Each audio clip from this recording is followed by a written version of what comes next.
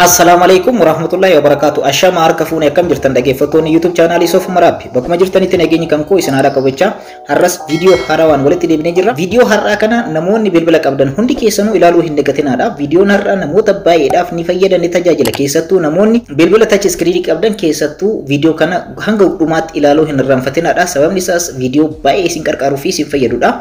Kunis maalidha? Bilbila keessan vaayirasiidhaan akka hin miidhamne akkaataa ittiin gochuu dandeessanidha. Vaayirasiiwwan adda addaa akkasumallee aappoota isin hin beekne bilbila keessan irratti ni fe'amu. Yeroo tokko tokko argitan yoo ta'e dhaggeeffattoota kan koo osoo bilbila keessan irratti aappii tokko install hin godhin aappoonni isin hin beekne as keessatti upload ta'uudhaan install ta'u. Kun immoo bilbila keessan irratti vaayirasiiwwan adda addaa fida.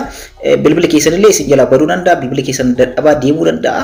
Screen bilbila keessan illee ni harkifata jechuudha. Dhaggeeffattoota kan koo vaayirasiiwwan adda addaa bilbila keessan miidhuudhaan bilbila keessan akka dadhabu ni godha. Kanaafiyyuu video har'a kana keessatti bilbila keessan irratti qofa settingii tokko sirreeffachuudhaan akkaataa ittiin bilbila keessan vaayirasiiwwan adda addaa irraa akkanumallee aappiiwwan isin hin barbaachifne akka bilbila keessan irratti hin fe'amne akkaataa ittiin gochuu dandeessanidha kan isinitti agarsiisu. Ani mo'eedha chaanaala kan koo Sof Marabi irra warroonni yeroo jalqabaatiif gara YouTube chaanaalii kanaatti dhuftan subscribe gochuun dagatinaadha. Akkanumallee mallattoo bilbilaa kana tuquudhaan ol irra gochuu hin irraanfatinaadha. Kana gochuudhaan yeroo hunda video haarawaa yeroo galakkisu nama hunda dura akka isin dhaqqabu gochuu dandeessanii video kana sekendii tokkoof like gochuu hin irraanfatinaadha. Akkanumallee namoota share gochuu hin irraanfatinaadha. Egaa chaanaala kan koo Sof Marabi keessatti barnoota teknooloojiidhaan wal qabate dhaggeeffattoota kan koo keessa yeroo seentan videos kan jedhu kana keessa seenuudhaan barnoota social miidiyaadhaan wal qabate teknooloojiidhaan wal qabate bal'inaan ni argatu. So asirraa barnoota ajaa'iba argachuu ni dandeessan waan ta'eef as keessa seenuudhaan viidiyoowwan baay'ee hojjedhee jira. Viidiyoowwan kanneen kan teknooloojiidhaan wal qabate yuutuubiidhaan wal qabate hojii onlaayinii hojiiwwan adda addaa jechuudha. Dhaggeeffattoota kan koo keessattuu teknooloojiidhaan wanta ilaallate guutumaan guutuutti chaanaala kan koo keessa argachuu ni dandeessan waan ta'eef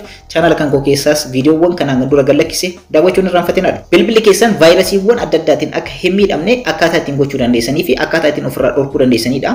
Kana qofa miti dhaggeeffattoota kan koo argitan yoo ta'e bilbiloota keessan irratti aappiiwwan isin hin beekne bilbila keessan irratti osoo isin hin fe'in yookaan bilbila keessan irratti install godhin ni bu'u jechuudha. Kanaanis vaayirasiiwwan adda addaa bilbila keessan keessa seenuudhaan bilbilli keessan akka harkifatu isin jalaa godha waan ta'eef wanta har'aa kana sirreeffachuu hin irraanfatinaadha.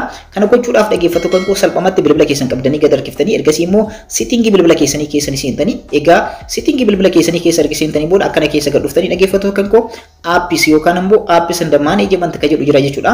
Asirra bakka sarchii baarii kanarratti illee aappis jettanii sarchii gootan salphumatti argachuu ni dandeessan. So aappis yookaan immoo bilbila tokko tokko irratti aappis and management jedha. Bilbila tokko tokko irratti immoo aappis adda baakaappii jedha. Garaagarummaa qaba bilbila irraa bilbilaatti walumaa galatti aappis kan jedhu kanarratti kilik gootanii ergasii dhaggeeffattoota kan koo asirratti fuuldura dhuftanii egaa aappoota adda addaatu asirratti argama. Akkuma asirratti argatan fuuldura kanarratti immoo tuqaawwan sadiitu argama. Sarara osoo hin taane tuqaa sadiin kanneen irratti kilik gootanii ergasii immoo special access kan jedhu kanarratti kilik gootan jechuudha. Egaa asirratti ergasii immoo akkana keessa gad dhuftan dhaggeeffattoota kan koo akkana keessa erga gad dhuftanii booda install unknown apps kan jedhu jira. Isarratti kilik gootanii egaa akkuma asirratti argatan dhaggeeffattoota kan koo aappiiwwan kunneen on ta'anii jira yookaan allow ta'anii jiranii allow ta'uu isaaniitiin immoo dhaggeeffattoota kan koo wantoota hin barbaachifne upload gochuudhaan bilbila keessan irratti isinii fe'u vaayirasiiwwan adda addaa aappoota adda addaa jechuudha. Kanaafiyyuu aappoota bilbila keessan irraa hin barbaanne hunda isaatiiyyuu fuulduratti akkuma asirratti argatan tongilii kana off ofirraa gootan jechuudha. Akkuma asirratti argatan akkan isinitti agarsiisaa jiru kanaan off ofirraa gootanii kana gochuudhaan dhaggeeffattoota kan koo bilbila keessan irratti wantoonni adda addaa vaayirasiiwwan adda addaa akka hin dhufne ni godhu. Akkanumallee aappiiwwan adda addaa bilbila keessan irratti osoo isin hin beekne upload ta'uudhaan vaayirasii adda addaa isinitti fidu waan ta'eef aappoota hin barbaanne ofirraa of godhaadha. Google Chrome on gochuu hin dagatinaadha. Aappiiwwan barbaachisoo ta'an on godhaadha. Sababni isaas Google Chrome irratti YouTube irratti hojjechuu dandeessan, AdSense irratti hojjechuu dandeessan, background irratti access gochuu waan qabuuf off osoo gochuullee baattanii baay'ee murteessaadha. Garuu bilbila keessan irratti aappiiwwan itti fayyadamne kanneen off ofirraa gochuu hin dagatinaadha. Kana gochuudhaan immoo vaayirasiin bilbila keessan irratti fe'amu ni hir'ata jechuudha.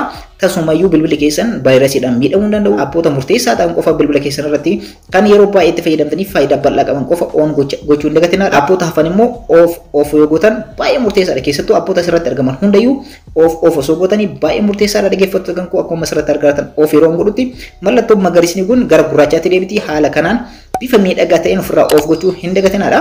Egaa dhaggeeffattoota kan koo wantoota kanneen sirreeffachuu qofaan yeroo hundayyuu aappii keessan irratti vaayirasiiwwan adda addaa akka hin dhufne isin qarqaara. Akkanumallee aappoonni adda addaa bilbila keessan irratti akka hin fe'amne yookaan akka install hin taanee fi bilbila keessan irratti immoo aappoonni barbaachisoo hin taane keessattuu yeroon kun yeroo teknooloojiitii vaayirasiin baay'inaan bilbiloota namaa irratti ni fe'ama. Namoonni namatti ergan wantoonni baay'eetu jira jechuudha. Wantoota kanneen bifa kanaan ofirraa dhorkuu hin irraanfatinaadha. Aappoonni adda addaa bilbila keessan irratti kan hin beekne yoo jiraate immoo dhaggeeffattoota kan koo aappii isin hin barbaachifnee fi isin kanaan dura bilbila keessan irratti hin beekne kan adda ta'e yoo jiraate aappii san immoo dhaggeeffattoota kan koo qaqqabuudhaan fakkeenyaaf aappiin sun aappii isin bilbila keessan irratti hin fe'atin yoo ta'ee fi kan isin barbaachifte yoo ta'e tasuma yoo aappii san bilbila keessan irratti kan hin argin yoo ta'e aappii san immoo dhaggeeffattoota koo ofirraa balleessuu hin dagatinaadha. Sababni isaas aappiiwwan akkasitti osoo isin hin beekin ofuma isaaniitti background irratti install godhuudhaan download ta'anii install godhuudhaan vaayirasiiwwan adda addaa bilbila keessan irratti fiduudhaan bilbila keessan akka dhiphatu godha. Kanaanis vaayirasiiwwan adda addaa bilbila keessan irratti akka dhufu godha.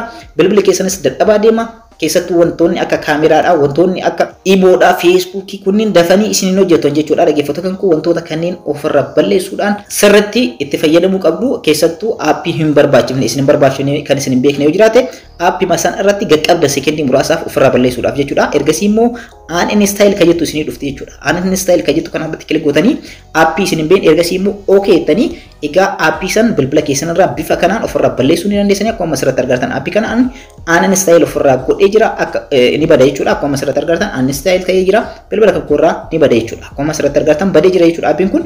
So haala kanaan aappoota bilbila keessan irratti kanaan dura isin hin beeknee fi haarawaa ta'an kan background irratti isin irra fe'aman illee ofirraa balleessuu hin irraanfatinaadha. Setting nama isinitti agarsiisan illee aappii hundarrattiyyuu sirreeffachuu hin irraanfatinaadha.